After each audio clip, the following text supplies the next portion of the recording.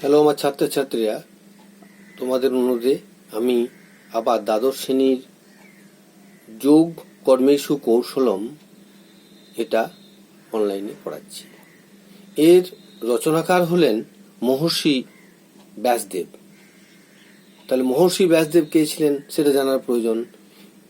মহর্ষি ব্যাসদেবের পিতা ছিলেন ঋষি পরাশর এবং মাতা ছিলেন সত্যবতী। ব্যাসদেবের গায়ের রং ছিল কালো এবং তিনি যমুনা নদীর কোনো এক দ্বীপে জন্মগ্রহণ করেছিলেন বলে তার নাম হয়েছিল কৃষ্ণ দ্বৈপায়ন বেদব্যাস, যা সংক্ষেপে ব্যাসদেব, মহর্ষি ব্যাসদেব নামে পরিচিত। ব্যাসদেব মহাভারতের রচনাকার ছিলেন। মহাভারত তিনি রচনা করেছিলেন। মহাভারতের মধ্যে রয়েছে শ্রীমদ্ ভাগবত গীতা। এই শ্রীমদ্ ভাগবত গীতারই এক অংশ হল যোগ কর্মেষু কৌশলম। মহাভারতে যে ভীষ্ম পর্ব রয়েছে, সেই ভীষ্ম পর্বের 25 থেকে 42তম অধ্যায়ে এই যোগ কর্মসু কৌশলম অংশটা নেওয়া হয়েছে। গীতাকে বলা হয় ভগবান শ্রীকৃষ্ণের মুখনিঃসৃত বাণী।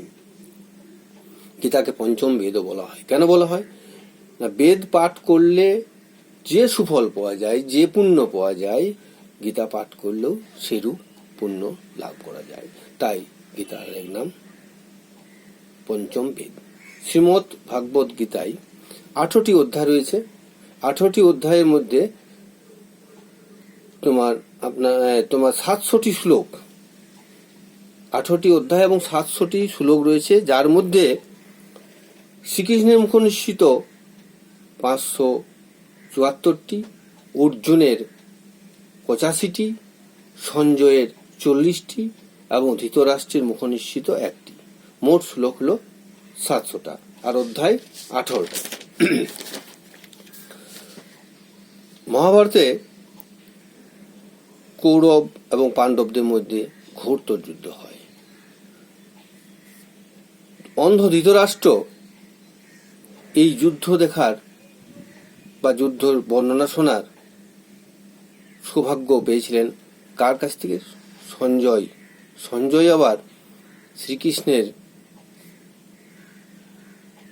বরে, আমরা যেমন টিভিতে ডাইরেক্ট দেখতে পাই, সেরকম উনি চোখ খুললেই কুরুক্ষেত্রের মাঠে যুদ্ধক্ষেত্র দেখতে পাচ্ছেন। সঞ্জয় কুরুক্ষেত্রের মহাসমরে ঘটমান ভয়াবহ কাহিনী অন্ধ ধৃতরাষ্ট্রের কাছে বর্ণনা করার সময় কৃষ্ণ এবং অর্জুনের কথোপকথনও বর্ণনা করেছেন। বীর অর্জুন যুদ্ধক্ষেত্রে পিতামহ ভীষ্ম, অস্ত্রগুরু দ্রোণাচার্য সহ আত্মীয় বর্গকে প্রতিপক্ষ হিসাবে দেখে অত্যন্ত ব্যথিত চিত্রে অস্ত্র ত্যাগ করেন, যুদ্ধ না করার সিদ্ধান্ত নেন। তিনি বলেন, আমার রাজ্য চাই না, আমি আত্মীয় মেরে রাজ্য নিতে পারব না। সেই চরম মুহূর্তে অর্জুনের প্রিয় সখা তথা সারথি শ্রীকৃষ্ণ এগিয়ে এসে বৃহত্তর স্বার্থে আত্মতত্ত্ব বিষয়ে যে অমূল্য উপদেশ দান করেছিলেন, সেই উপদেশাবলী শ্রীমদ্ ভাগবত গীতা বা গীতা নামে প্রসিদ্ধ। গীতা কথার অর্থ কথিত। শ্রীমদ্ ভাগবত গীতার অর্থ হল ভগবান শ্রীকৃষ্ণ কর্তৃক কথিত। তার বাণী শুধু ভারতবর্ষে নয়, গোটা পৃথিবী ব্যাপী প্রায় 36টি ভাষায় এটা অনুবাদ করা হয়েছে। সংস্কৃত ভাষাতে তো আছেই। দ্বাদশ শ্রেণীতে শ্রীমদ্ ভাগবত গীতার এই 3য় এবং 4র্থ অধ্যায়ের নির্বাচিত শ্লোক সমূহ যোগ কর্মসু কৌশলম নামে গৃহীত হয়েছে। তাহলে যোগ কি?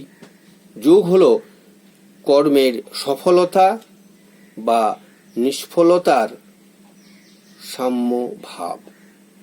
আসক্তিহীন কর্মযোগে স্থির হয়ে কাজ করাই কর্মযোগের মূল কথা।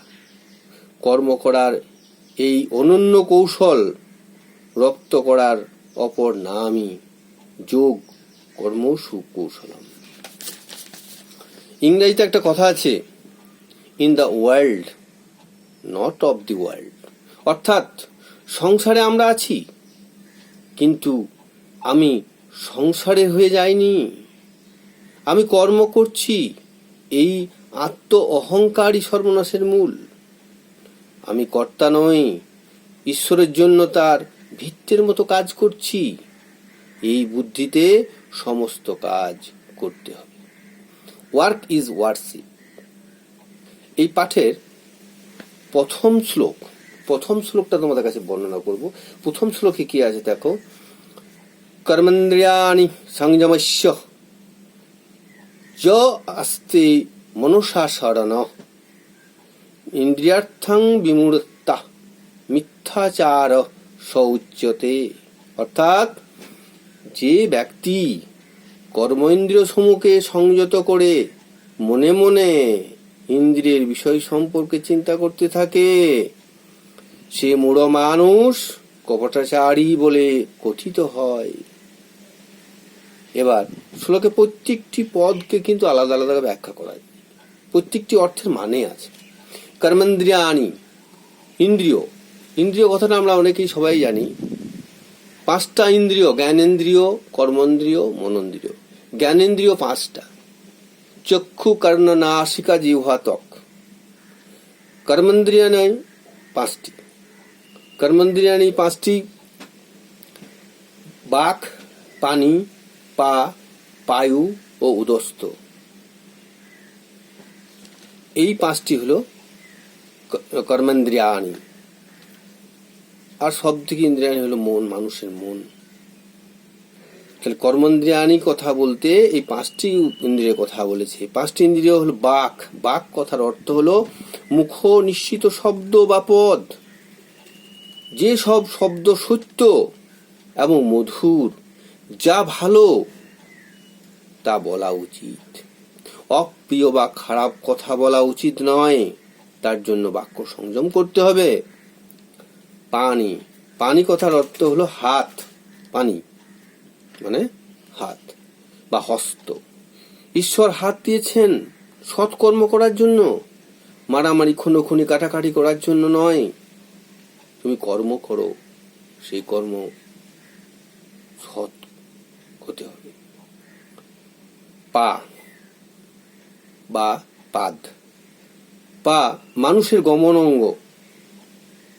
ভালো কাজে যাবার জন্য পা এগিয়ে দাও, খারাপ কাজে পা বের করবে না, খারাপ কাজে পা অগ্রসর হবে না, খারাপ কাজের দিকে মন দেবে না, পাও দেবে। পায়ু হলো মলদ্বার, আর উপস্থ হলো জননেন্দ্রিয়। এগুলোকে সংযত রাখতে হবে। যদি কোনো মানুষ বা যদি কোনো ব্যক্তি এগুলোকে সংযমস্য অর্থাৎ নিয়ন্ত্রণ করে, তাহলে কর্মেন্দ্রিয়াণি সংযমস্য য আস্তে মনসা শরণ। য আস্তে মনসা শরণ। য মানে যে, আস্তে মানে অবস্থান করে, মনসা মানে মনে। অন্তরিন্দ্রিয়, আমাদের অন্তরিন্দ্রিয় তো একটাই, অন্তরিন্দ্রিয়র দ্বারা। স্মরণ মানে হচ্ছে চিন্তা করে। কর্মেন্দ্রিয়াণি সংযমস্য আস্তে মনসা শরণ। অর্থাৎ যা কর্মেন্দ্রিয়াণি সংযমস্য, অর্থাৎ যে মানুষ কর্মেন্দ্রিয়গুলি সংযত করে মনে মনে, কি করে? মনে মনে সেগুলো স্মরণ করে। পরের লাইনে ইন্দ্রিয়ার্থং, এর মানে হলো ইন্দ্রিয় গ্রাহ্য বিষয়সমূহকে, ইন্দ্রিয় গ্রাহ্য বিষয়সমূহ। বিমূঢ়তা, বিমূঢ়তা মানে মূর্খ মানুষ বা অজ্ঞানী ব্যক্তি। ইন্দ্রিয়ার্থং বিমূঢ়তা মিথ্যাচার শৌচ্যতে। মিথ্যাচার, মিথ্যাচার কথার অর্থ হলো কপটাচারী বা অনাচারী ব্যক্তি। সউচ্যতে, সউচ্যতে মানে হলো সেই ব্যক্তিকে বলা হয়। তাহলে কি বলা হয়? সেই ব্যক্তিকে মিথ্যাচারী ব্যক্তি বলা হয়। যে ব্যক্তি তোমার ওই ইন্দ্রিয়গুলোকে সংযত রেখেও যদি মনে মনে যদি অসৎ ভাব থাকে, অসৎ কথা থাকে, অসৎ চিন্তা থাকে, তাকে কপটাচারী বলা হয়। তাহলে মানেটা কি দাঁড়ালো? যে মানুষ কর্মেন্দ্রিয়গুলোকে সংযত করে মনে মনে ইন্দ্রিয়ের বিষয়গুলি সম্পর্কে চিন্তা করতে থাকে, সে মূঢ় মানুষ কপটাচারী বলে কথিত হয়।